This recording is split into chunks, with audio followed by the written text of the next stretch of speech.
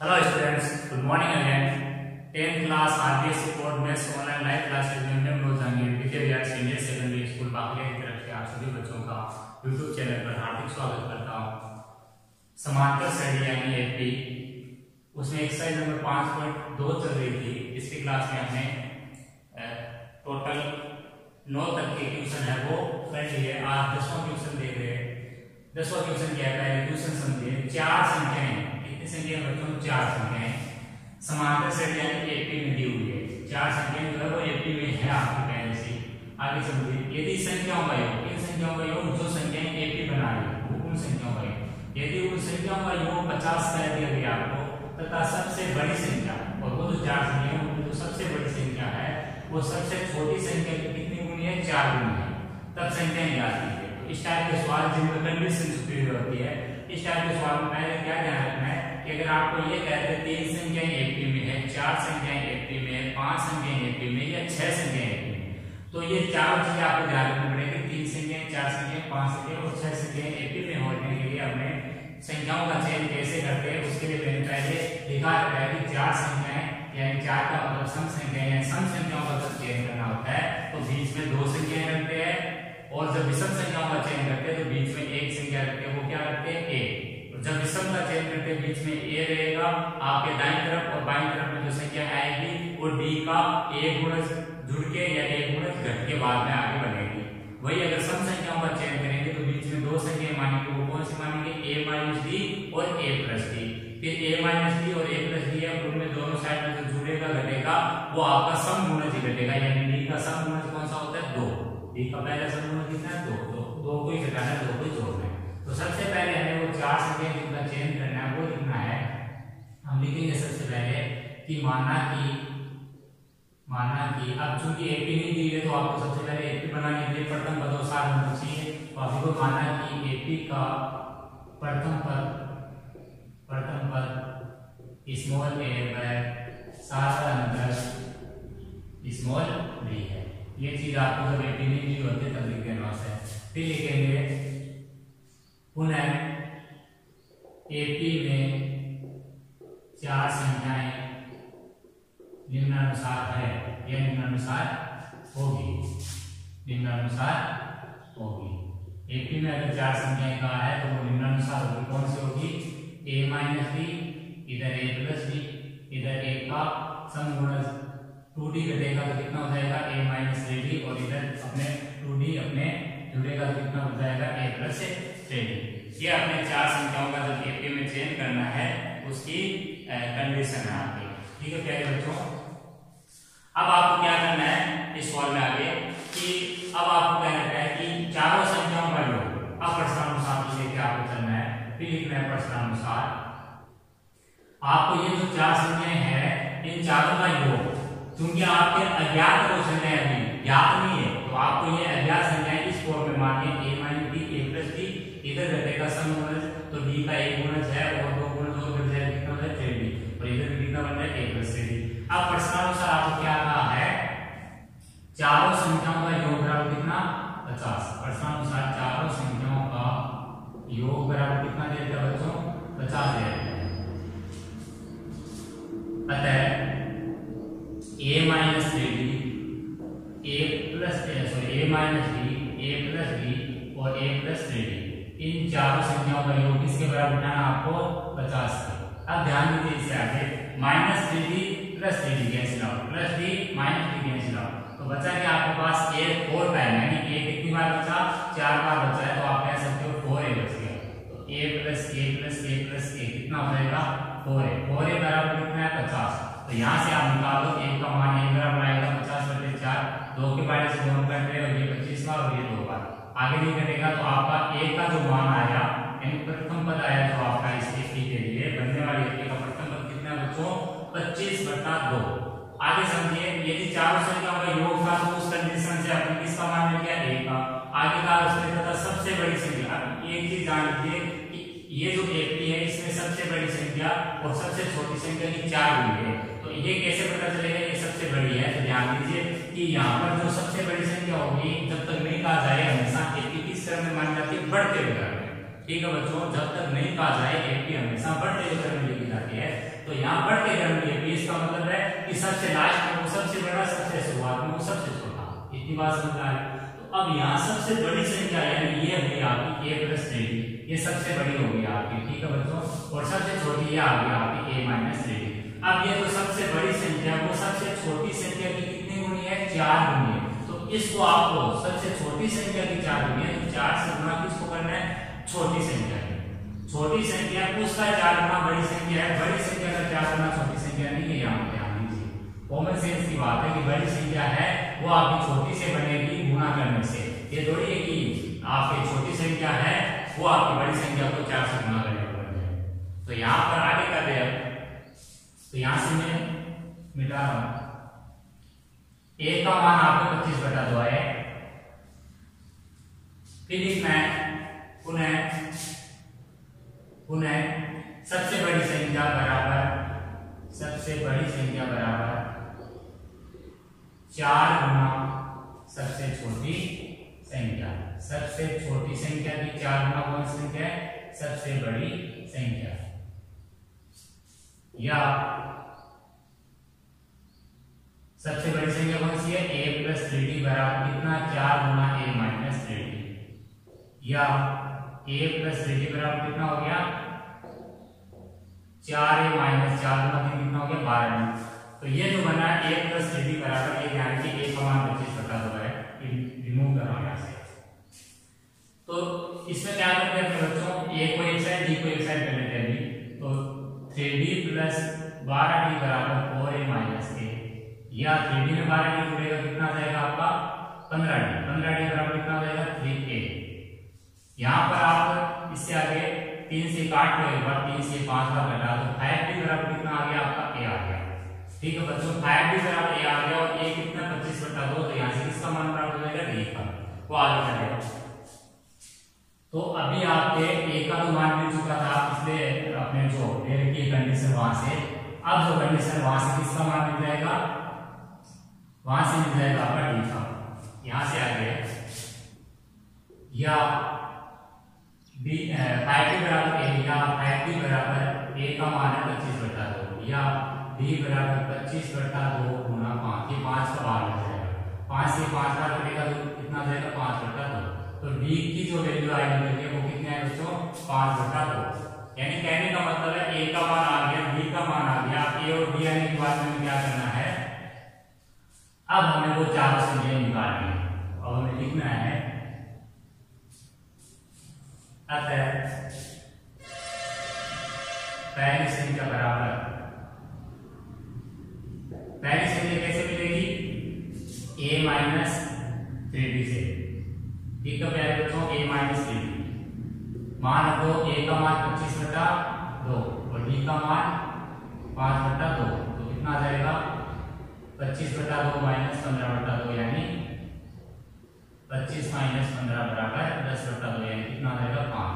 तो आपकी जो पहली संख्या आई है वो कितनी आई बच्चों, 5। पहली संख्या में 5 आई है। इसी प्रकार आपको दूसरे निकालनी, इसी प्रकार तीसरी निकालनी। तो घटाकर निकालने में संख्या को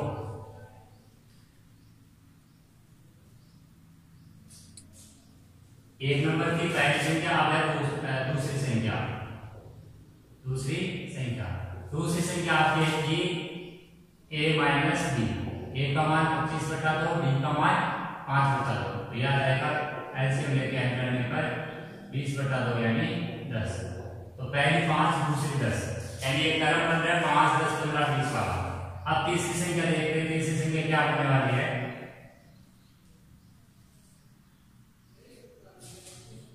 थर्ड नंबर तीसरी संख्या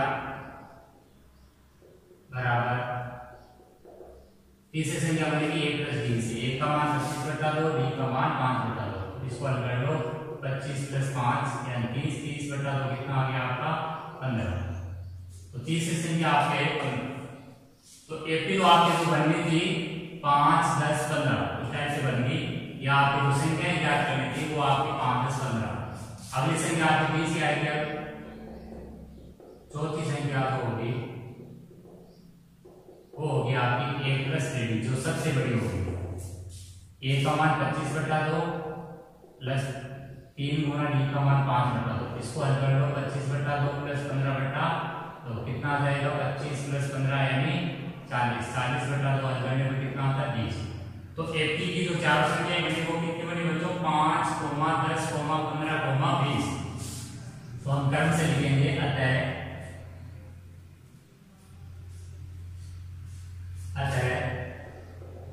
अभिष्ट एपी निम्न है 5, 10, 15, 20। यहाँ चार संख्याओं की बात चल रही थी, इसलिए आपको आगे लिखना नहीं, नोट करनी जरूरी है। आपका आंसर है। अगला देखते हैं, अगला क्वेश्चन क्या है। ये 5.2 है, आपकी 5.2 पूरी कंप्लीट हो चुकी है। अब 5.2 जो 5.3 है उससे पहले हम एग्जाम्पल देखेंगे कि 5.3 में एग्जाम्पल कैसे उसी टाइप के आपके सवाल है। तो पहले एग्जाम्पल से समझेंगे। 13वां उदाहरण है आपका, समांतर श्रेणी एक दीर्घ के 20 पदों का योग ज्ञात कीजिए। ठीक है पहले बच्चों, तो मैंने बताया था कि जब आपको योग ज्ञात करना है एसएन का फॉर्मूला काम में लेना है। ठीक है, और एसएन के दो फॉर्मूले होते हैं। एक तो वो जब एपी में आपको कह दे कि एपी देखिए उसके 20 पदों का योग ज्ञात कीजिए, इसका मतलब साफ है कि आपको एसएन का जो सूत्र काम में लेना है वो आपका शुरू में लिखाया था, वो था यानी n/2 cos 2a + cos n - 1 गुणा d। ठीक है प्यारे बच्चों, एक यही आपको अगर एपी देके लास्ट में आपको देखते एपी देके कहते 320, लास्ट में 320 देते और कहते कि ये जो मान है ना, कि ये जो समांतर श्रेणी है इसके कितने पदों का योग 513 होगा या 320 होगा, यानी वहां पर n ज्ञात करना है, कितने पदों का यानी n ज्ञात करना है और कितने पदों का योग ये होगा। इसका मतलब है कि वो आपका किसका मान है, एसएन का मान है, एसएन के मान के सूत्र के बराबर है। एक आपके अगर अंतिम पद दे दे, ठीक है, अंतिम पद दे दे तब आपको हमेशा ध्यान रखना है अंतिम पद वाला फॉर्मूला लगाना है। अंतिम पद नहीं दे तो एसएन का पहले वाला जो फॉर्मूला वो लगाना है। कितने पदों का योग ये होगा वहां n निकालना। ये तीन चीजें आपको शुरुआत के क्वेश्चन में ध्यान रखनी है। तो पहला क्वेश्चन आपका उदाहरण नंबर 13, उदाहरण नंबर 13 है, पेज है आपका 91। 13वें का जो पहला वो है समांतर श्रेणी 1, 4, 7, 10 के 20 पदों का योग, 20 पदों का योग ज्ञात कीजिए। तो हमें क्या करना है, योग ज्ञात करना है। इसका मतलब है एसएन का फॉर्मूला काम में लेना है। एसएन के दो सूत्र है, लेकिन वो सूत्र जिसमें आपके n का मान होता है वो लगाना है, और अंतिम पद दिया है तो अंतिम पद वाला लगाना है। यहाँ अंतिम पद नहीं दिया, देख लीजिए आप, अंतिम पद नहीं दिया है तो इसका मतलब है कि अंतिम पद वाला फॉर्मूला नहीं लगाना। ये तो आपको सबसे पहले शुरुआत में वही चीजें लिखनी है कि दी गई एपी निम्नानुसार। पहले तो इस एपी को वापस उतार दीजिए एक बार। दी गई एपी निम्नानुसार है। एपी को लिखते पहले एपी 1, 4, 7, 10 ये आपकी एपी होगी।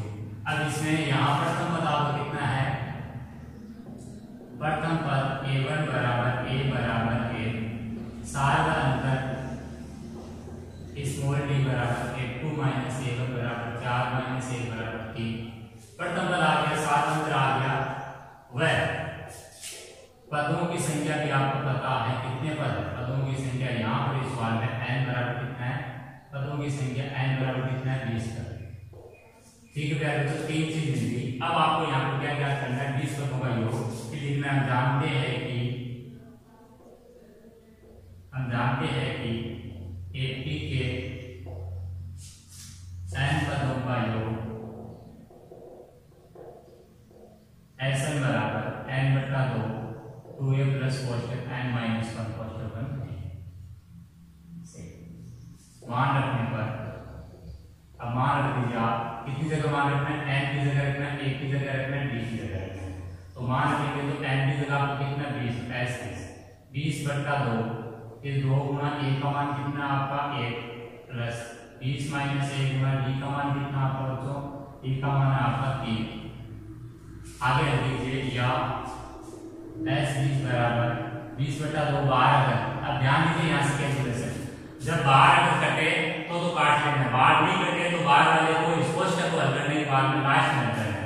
समझ गए मेरी बात कि 12 अगर कट रहा है तो पहले हल करेंगे, लेकिन 12 अगर नहीं कट रहा है तो पहले क्वेश्चन हल फिर लास्ट में इसको उसके साथ में कैलकुलेट करना है। तो 2 गुना 1 2 बन गया, 20 माइनस 1 कितना बन गया 19, 19 इंटू 3 10 कोष्टक 2 प्लस गुणा और जोड़ में पहले गुणा होगा, यानी 19 गुना 3 कितना हो गया 19 के 57, 10 कोष्टक 57 प्लस 2 कितना हो गया बच्चों 59, 59 का 10 से क्या होगा मल्टीप्लाई, तो 10 गुना 59 कितना हो गया 590। तो यानी इस एपी के 20 पदों का योग कितना आपका 590। आप लिख सकते हो लास्ट में, अतः दी गई एपी के 20 पदों का योग 590। इसी प्रकार इसका अगला एग्जांपल है वो करना आपको, और इसी टाइप के अगर क्वेश्चन आपको शुरू में मिलेंगे 5.3 में तो उनको भी हल करना है। हर टाइप के क्वेश्चन आपके जो एग्जांपल है उसी टाइप के आपको 5.3 में भी देखने को मिलेंगे। तो आप ये उदाहरण को अच्छे से समझे पहले, उसके बाद में वापस उसको एक बार करें और उसके बाद में प्रश्न लिखें, तब आपकी चीजें अच्छे से क्लियर होगी। अगला क्वेश्चन देखते हैं, अगला क्वेश्चन क्या है।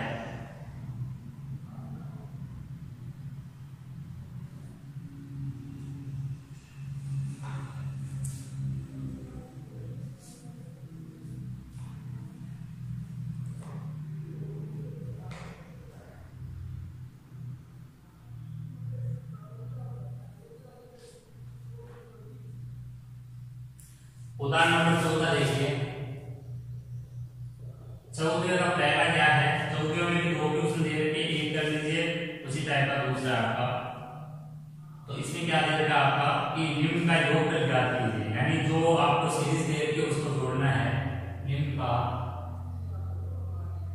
आप इसमें एक ले लीजिए, 14 का दूसरा ले लीजिए एक बार, पहले आप खुद से करिए। -5 प्लस -8 प्लस -11 प्लस लास्ट में -230। ठीक है प्यारे बच्चों, तो इसमें कैसे करना है समझिए। जब आपको योग याद करना और आपको लिख भी दिया कि इसमें योग में, यानी इन चीजों को जोड़ना है, -5 और -8 -11 ऐसे आगे -14 -17 लास्ट -230 तक को लिख के आपको जोड़ना है। तो आप ऐसे डायरेक्टली ऐसे तो जोड़ नहीं सकते, जैसे नॉर्मल आपके जोड़ होती है। आपको इस टाइप के क्वेश्चनों में जोड़ने के लिए कुछ नियम का प्रयोग करना होता है। वो नियम आपका क्या है, समांतर श्रेणी, और समांतर श्रेणी का आपको योग करना है तो योग का सूत्र समांतर श्रेणी का बनाना है। लेकिन आपको यहाँ पर अंतिम पद जो जोड़ना है वो आपको दिखाई दे रहा है कि अंतिम वाला पद कौन सा है जिसको जोड़ना है। तो अंतिम पद का मान तो यही बना, तो कहने का मतलब है कि ये आपका क्या चीज है, an है।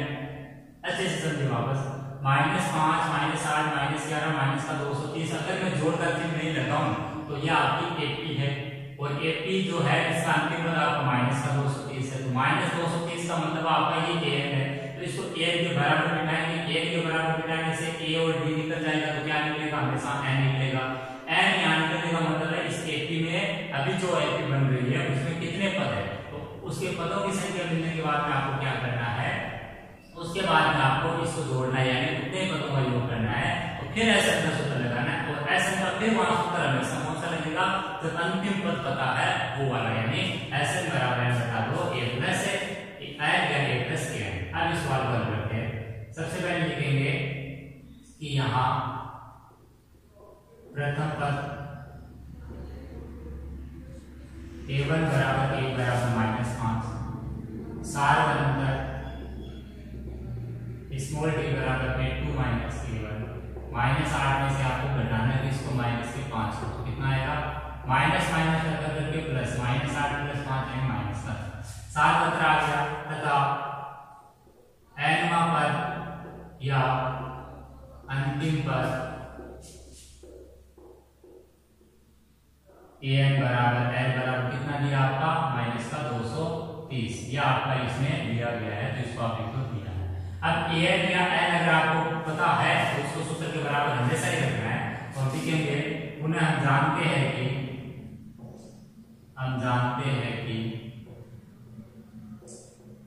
an बराबर l बराबर a प्लस कोष्ठक n माइनस 1 गुना d मान रखें। अब इसमें ऊपर से आप मान रखोगे कितना बनेगा देखिए, माइनस का 230 an की जगह रख दिया, n की जगह बराबर का चिन्ह, a की जगह कितना रखना है -5 प्लस n रहेगा, d की जगह कितना रखना है, d की जगह रखना है -3।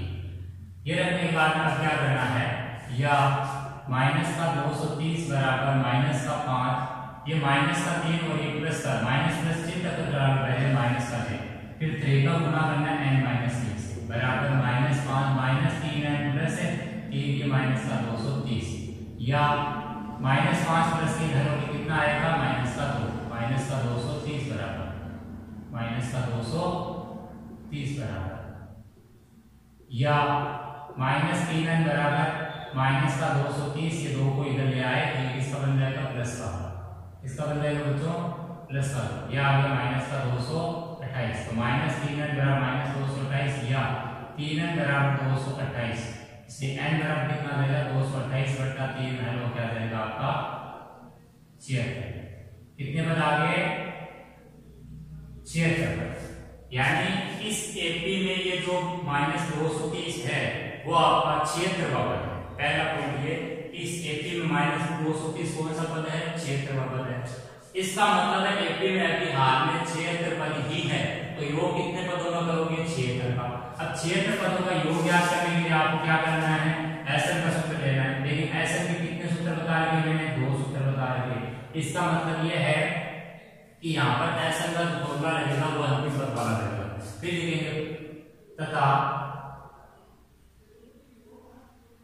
एपी के n पदों का योग जब अंतिम पद ज्ञात हो, Sn बराबर n/2 a प्लस n। जब अंतिम पद ज्ञात हो तब Sn का सूत्र होता है n/2 a प्लस n। मान रखेंगे, अब मान किसका रखना है बच्चों, n का रखना है। n बराबर कितना आया 76, n बराबर कितना आया 76, a बराबर कितना है -5, b बराबर कितना है -3, d बराबर कितना है -3, अर्थात s 76 बराबर 76 बटा 2 कोष्टक a की जगह -5 प्लस l की जगह -3।